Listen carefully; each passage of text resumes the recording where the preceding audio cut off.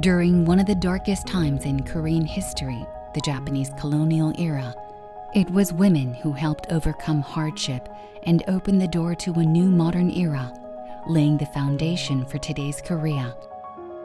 Before the March 1st Declaration of Independence, women of this land bravely cast off the outdated restraints and raised their voices for national liberation. Among the women who stood as true agents of history were other independence heroines we have yet to recognize. Even within the limits of class and discrimination, they devoted their lives to the nation, yet their names were forgotten. They were the Gisaeng. Originating in the Goryeo Dynasty, Gisaeng were professional female artists who performed court ceremonies, music, and dance, carrying on and developing Korea's traditional arts. Skilled in poetry, calligraphy, and painting, they were called hae-eo-hwa and were one of the few female groups allowed to engage in men's affairs. The noble spirit shown by Gisaeng, such as Nongae and Gyewolhyang in earlier times, remained unchanged even amid the turmoil of the Japanese occupation. Every spring, apricot blossoms fully bloom in front of Suwon Hall at Hwaseong Palace. The name of Hyang-hwa, the most celebrated Gisaeng of Suwon, was inspired by that flower. In January 1919, she and her companions visited Hwaseong to perform the mourning ritual for the deceased Emperor Gojong. Her tears reflected the sorrow of a court woman mourning her fallen nation and her anger toward Japanese rule.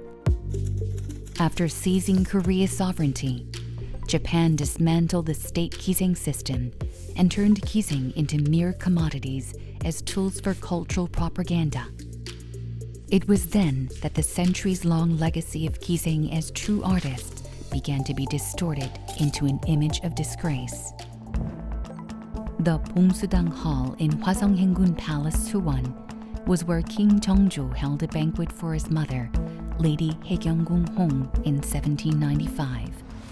During Japanese rule, this historic site was turned into a hospital where Gisaeng were forced to undergo medical examinations. Hyang-hwa never forgot that humiliation. On March 29, 1919, she and about 30 fellow Gisaeng took out hidden taegeuk flags in front of the hospital and cried out for Korea's independence. Japanese police from the nearby Suwon police station suppressed them with force, but nothing could silence their shouts. Their defiance had a powerful impact. Following Suwon, independence protests led by Gisaeng spread across the country. Among Gisaeng, figures such as Han-geo, Lee So-hong, and Chung Chil-sung actively engaged in the independence movement. They also took part in patriotic movements, including the National Debt Redemption Movement and the Korean Production Movement, standing as true independence fighters in the eyes of the Japanese. At her trial on May 27, 1919, which drew a packed audience, Hyang-hwa was sentenced to 6 months in prison and confined to cell number 8 in the women's ward of Seodaemun prison. Even under brutal torture by the Japanese, she never yielded. There, she joined other women such as Yu Gwan-sun and Oh Yoon-hee, continuing the legacy of the women's independence movement.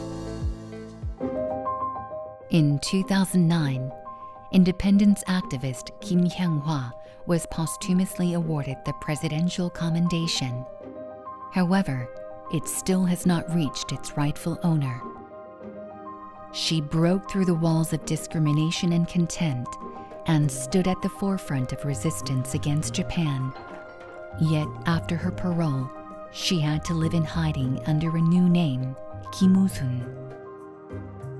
On the 80th anniversary of liberation, we remember the unseen yet noble sacrifice that helped build the Korea we live in today.